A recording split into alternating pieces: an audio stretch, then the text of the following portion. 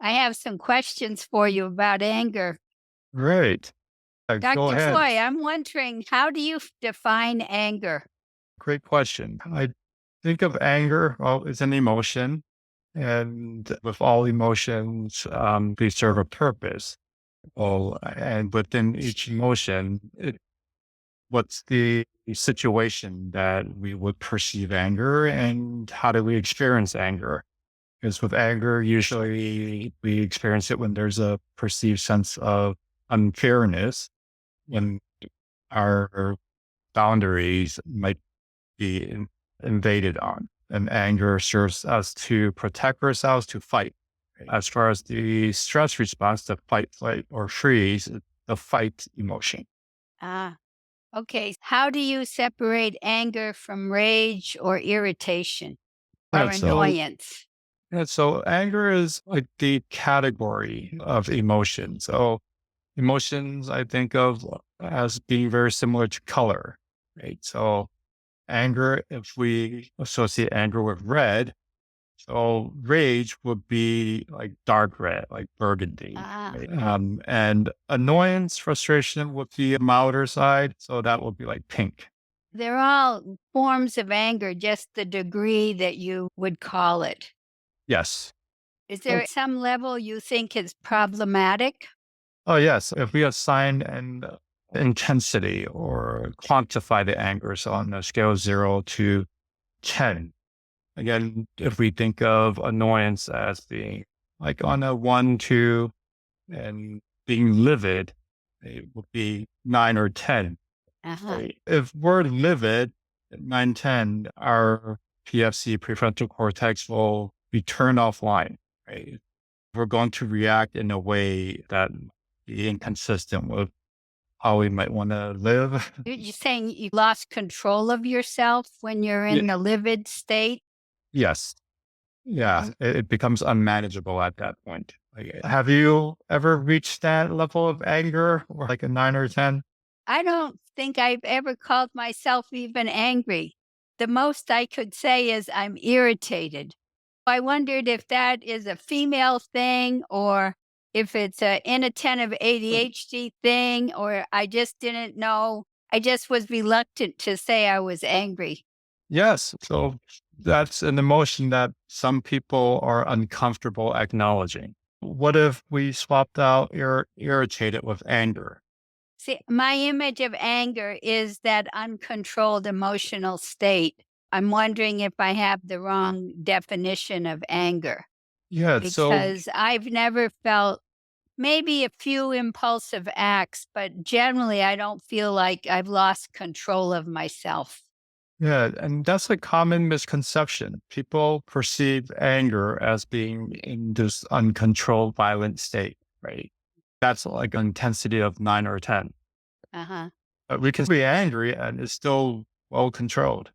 Okay, but what I was reading about anger is that sometimes it's inappropriate because you're responding to the situation in a it doesn't warrant that emotion.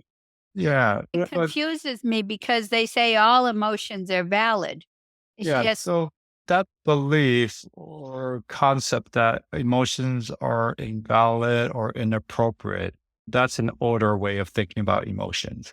uh, It's actually very unhealthy because it invalidates or dismisses what we're feeling rather than just recognizing it and honoring our feelings.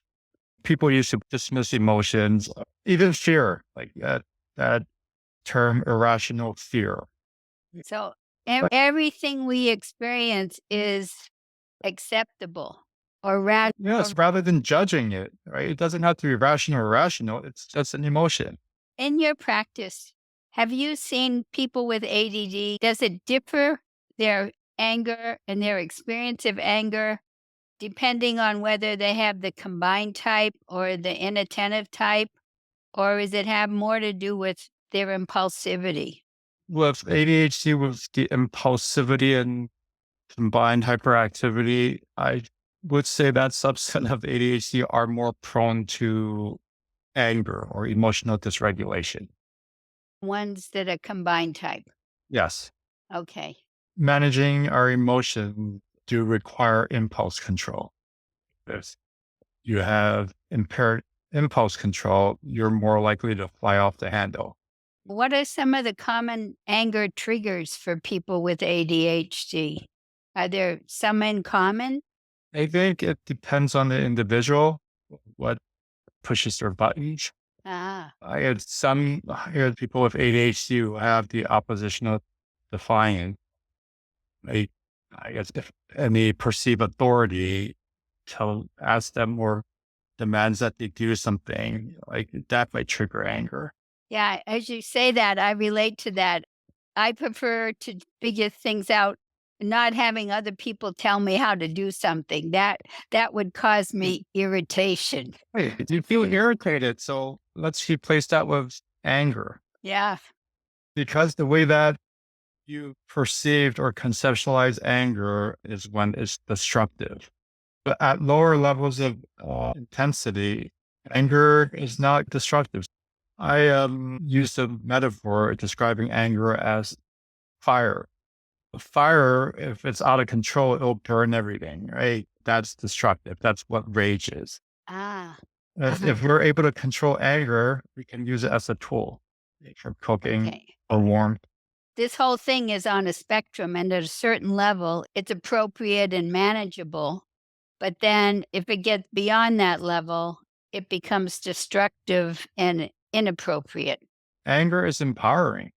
It's empowering to the person who experiences the anger. Yes. But okay, so the example I have is my husband used to get angry. He would leave the house and slam the door. That made him feel powerful. Hmm. But how did it make me feel? I think there's always two sides when anger is going on. And I think we have to be aware of how our behavior is impacting the other part of the relationship. So using that situation, what's a healthy way to navigate the anger? What I eventually got strong enough to tell my husband is go and slam the door, but when you come back, we're still going to talk about it. Yeah. So you're creating a safe environment for anger. Yes. Yeah. It all ties in with arguments too, I think. Yes, because it's the fight emotion. It's if Yeah. you're angry. Usually when you're angry, you're having a fight, I think, or you're Well, going to have a fight, or you're trying to avoid a fight. yes. So what's important is how we modulate our anger. With our emotions, what it does to our mind is that it will influence how we perceive an event. So if we're angry, it's going to influence us to perceive whoever we're angry with as the enemy. Just having that emotion, we will perceive, right? They're blocking me. They're not letting me do what I want. Yeah. They're getting in my way. Yes, exactly. What we do with anger or what it motivates us is to resist, right? Mm. We're in resistance mode. We're fighting. We're not there to listen to someone else when we're feeling angry. No, we want to convince them what we're thinking, how we're feeling.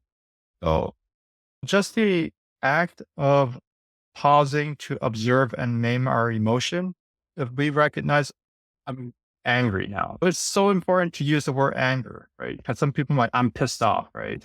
Or even saying I'm irritated, right? It's less helpful than just saying I'm angry. The moment we name anger, it helps us realize that anger is destructive. It reminds us that this is destructive. If you continue to engage in anger, you're going to do something that's destructive and you're probably going to regret later. So there has to be a part of your brain that remembers past bad experiences and says, oh no, don't go there. Take a pause. Don't let this fire get out of control. I would say that part of the brain would be the amygdala. That would be fear. People who avoid anger, their fear takes over rather than being in fight mode. They're in avoidance mode now. So you're saying they suppress the anger so much? Technically, therapy speak, it's repression because it's not a conscious choice. Suppression would be like a conscious choice. Huh. So it's repressed. People who are conflict avoidant, who have trouble being assertive, they're only comfortable being angry or Hmm. they're uncomfortable with other people's anger. Yes. The way I conceptualize is that often anger comes up spontaneously. It's an unplanned event. It just like you got set off. What I had read a long time ago, which seemed so helpful, is if a couple knew that a conversation was going to be difficult or there was going to be disagreement, they're supposed to sit together on the sofa, close, side by side. How do you think that might be a good solution? To having a couple sit side by side, like if there's going to be anger. Or if it's going to be a difficult discussion, that might prevent the anger from rising to the uncomfortable level. It depends how much trust there is in the relationship. For us to be Yeah. able to be angry, it does have to occur in a safe setting, right? To feel safe requires trust. Right? There are some couples where there's low levels of trust. Mm. It's going to be very challenging for them to navigate through anger. Do you see couples where they both have anger problems, or is it more common for one to have anger and the other to be anger hesitant, or whatever the word you use, where they're reluctant to speak up? Yeah, that's more common. One has anger and the other one is more mild. The couple where both partners have like anger issues, they're not able to show up to an appointment.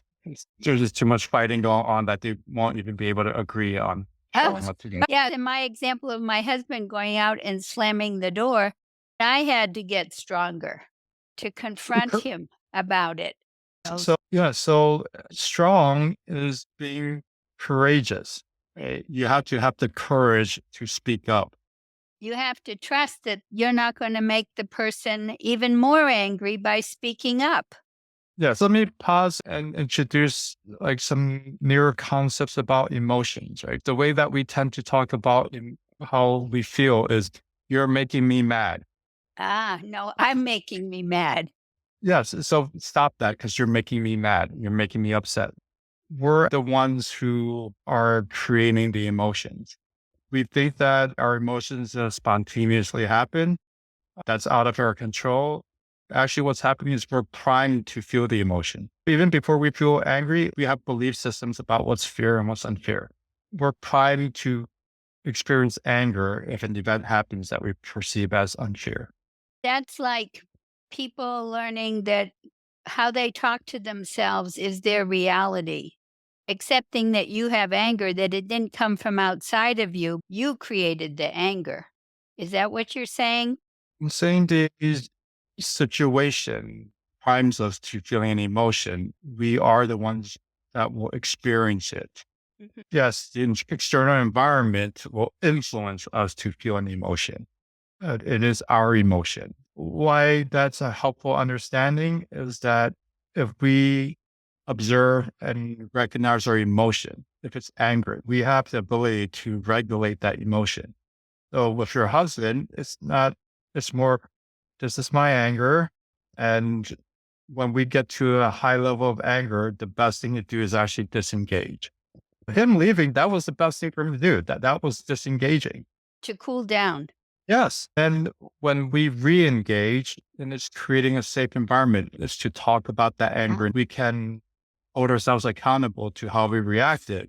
Our intention wasn't to scare you. Anger is aggressive, but it's more to acknowledge that I did that and even apologize. I'm sorry for slamming the door. That sounds like growth in the person, that they have to get beyond thinking their anger is satisfying. You said earlier, it makes you feel powerful. Yes. And So you, how do you get to the point where you right. start recognizing, no, this is not good. This is not helping our relationship. And then you get to the point of saying, it's not the partner who's making you angry. No, it's not. Yes, we're the ones feeling angry. A healthy way to manage anger is to release it in a constructive way. Right? The most Ah, effective way to releasing anger is moving our body, is exercise. ah, Yeah. So for me, I exercise 6, 7 days a week because if I don't, my level of patience and irritability will climb. huh. Okay. Yeah, I can see that. How do people go on that process of learning to express their anger in healthy ways to keep Uh, the fire manageable and not let it become a conflagration. yes. One, it requires us to recognize. So there's a book called Permission to Feel, and the mnemonic is ruler, RULER. First one is R is for recognize. We have to be able, Oh, oh, have the ability to recognize what we're feeling, what the emotion is. uh-huh. Because most people, when they're feeling angry, they're not looking inward, right? We're looking outward. We're looking at whoever is pissing us off. Yeah. So that we're going to be disrupted. If we pause to recognize, okay, this is anger, the next step is to understand what that emotion is and the implication. Understanding that anger is destructive. It could be destructive, right? Well, maybe we should be talking about anger at the higher levels because when we just call it anger, we already said that it's not always a bad thing. Yes, and so being nuanced with it. So being able to name it, how intense is this? Am I on the annoyance level, frustration? Can I express myself without blowing over the other person? Yes, exactly. Right. Annoyance in a marriage, right?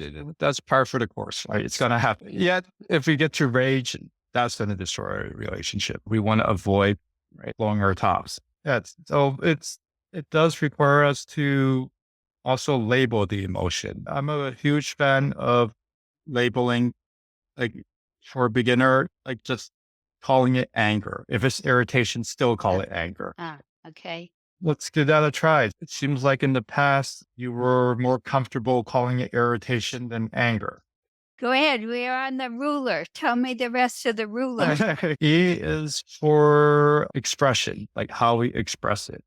Wait a minute. I didn't get L. What was Oh, L? L is labeling, just Oh, naming oh, it. okay. Labeling it is of paramount importance. And the reason is just by labeling, by naming, it activates our PFC.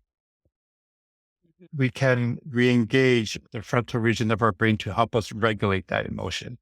When therapists pause and ask, what are you feeling? It's not to annoy your person. It is to help them observe that emotion. Well, and I think that's what you earlier said. Meditation helps people become more aware of their body and their feeling state. Because I know a few times when I was really irritated, I wasn't aware of it until I spoke. I'm going to get you to I start was teasing you. breathing. I was teasing you. All right, I missed that. Okay, so E. E is for expression, how we express the emotion. What's appropriate expression of your anger? Just say, I'm Um, angry. You can't say you're making me angry. so communicating it Okay. just by Some people saying, just say, by I need saying to that. take a break. I need to take a break. I'm getting too upset. I'm getting too angry. Yes. Something like that. Yes. We can respect and honor that emotion because we know that anger, if it's fire, we don't want to play with fire. You'll Yes. get burned. Okay, Yeah. let's let that cool off, right? But the thing I think is important there is sometimes my husband would say, I don't want to discuss it. And that cuts it off. If you say, I need a break, at the same time, you need to say when you're going to get back to finish the discussion. Because the person has power if they say, I need a break, and that's the end of it. Yes. So it's important that we re-engage afterwards and address the anger. The R is to re engage. Or R is to regulate. Ah, Yeah. So re-engaging is part of regulating it. What's important is less about what we do when we're angry, is how we respond once the anger subsides. To help us best navigate that does require us to have our PFC, prefrontal cortex, at its optimal functioning. If a couple argues, fights in the evening, when our PFC is drained, we're more likely to get angry. We're tired, we're hungry, right? We're likely to feel angry. Rather than trying to talk about it after the fight at night, it's recognizing, okay, just disengage and get a good night's rest, sleep, and in the morning, talk about it.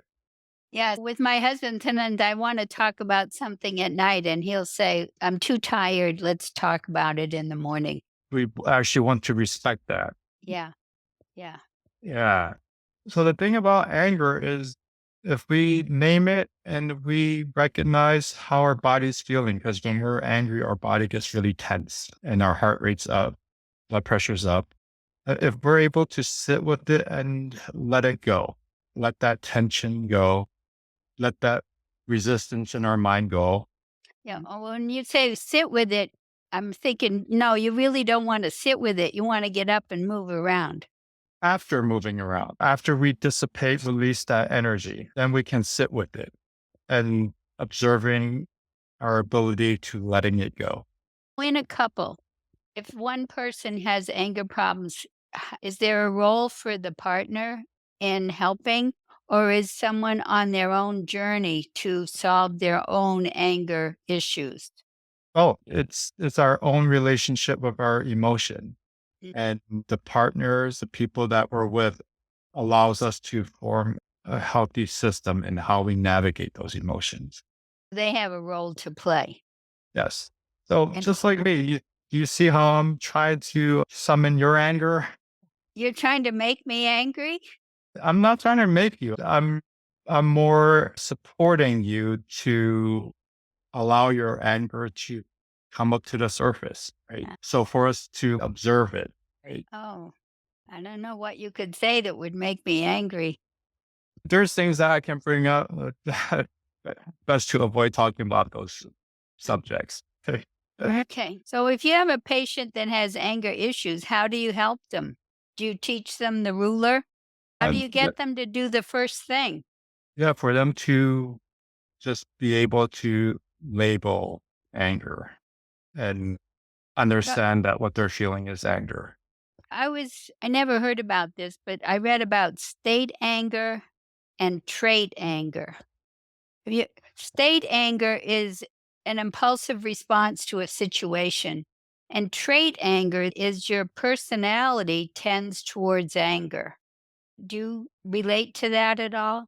Yeah, some people have a temperamental disposition towards anger. Ah, Yeah, okay. like testosterone, right? Like people with higher levels of testosterone are more likely to, There's certain things about their chemistry that makes them more liable to anger more easily. yeah. I read sometimes people take SSRIs.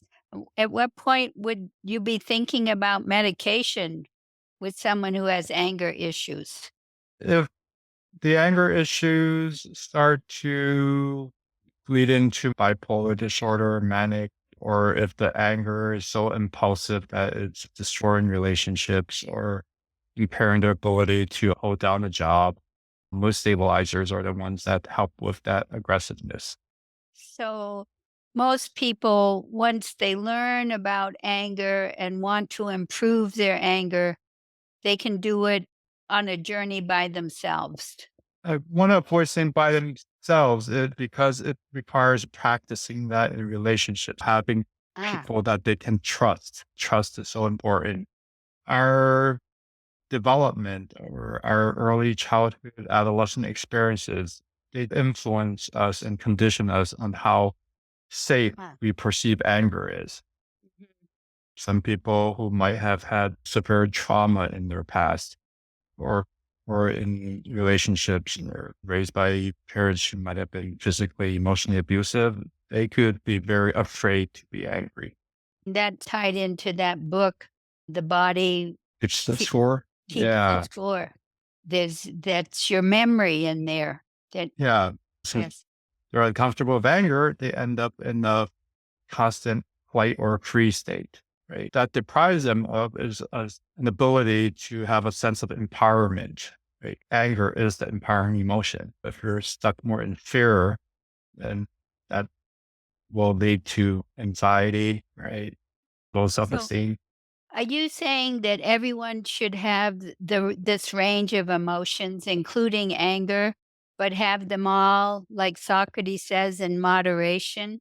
It's healthy to have the whole range of emotions available to you? Absolutely. I will even counter that it doesn't have to be in moderation. Some people will have high levels of anger if they find a constructive way where an outlet, like physical sports, right? Oh. Where Oh, like yeah. MMA Really fighting. slam the ball against the wall? That Yeah. Uh-huh. right? Or being an octagon, mixed martial arts, fighting, right? That's Yeah. allowable. It's acceptable, right? Uh-huh. Yeah. It's how we regulate, how we channel that. Emotions gives us color in our life. Right? Emotions literally is to put us into motion. Each emotion will affect how we perceive, right, the events in our lives. If we're unable to feel anger, we might not be able to perceive what's invading our boundaries, how we can set limits and be assertive, and how to say no. Yes.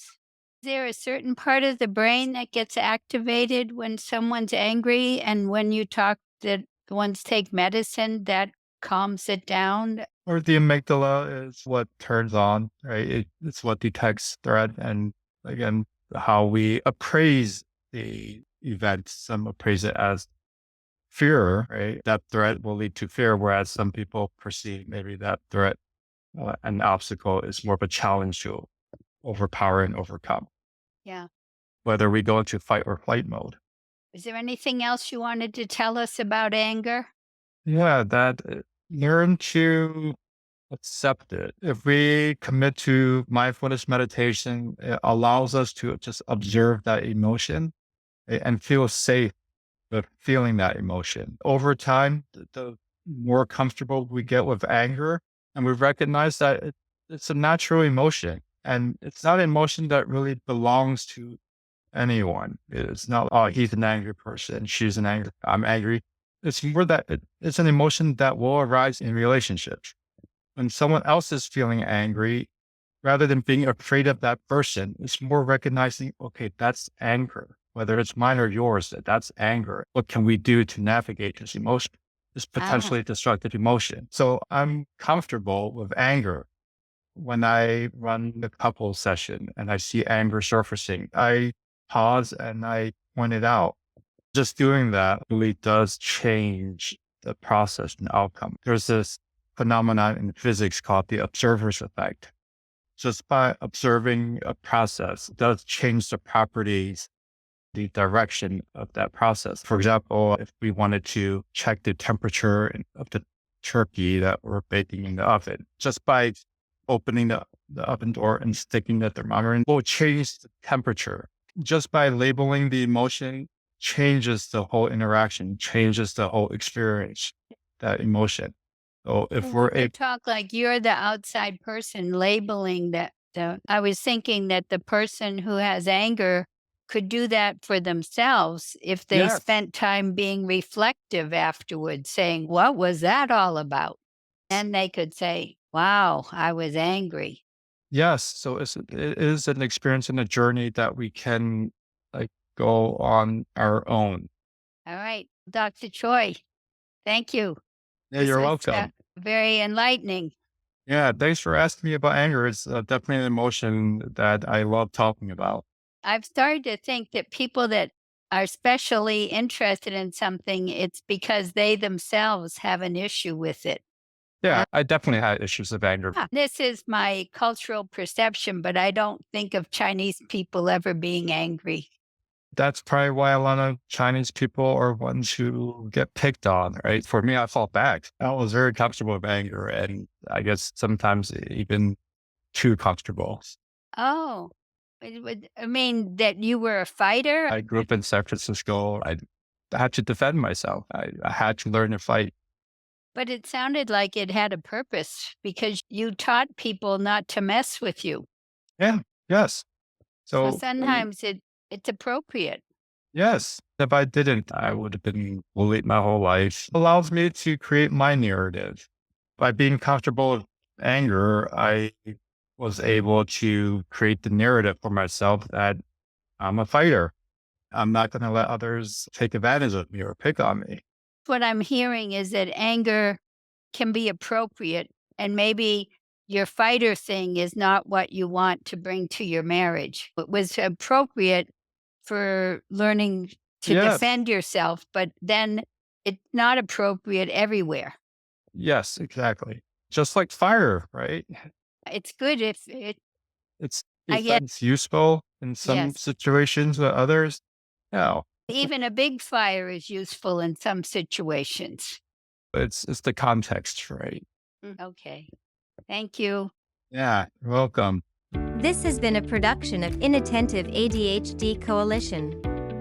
Check us out at iadhd.org and see how you help us by donating or by spreading awareness of inattentive ADHD. Thank you.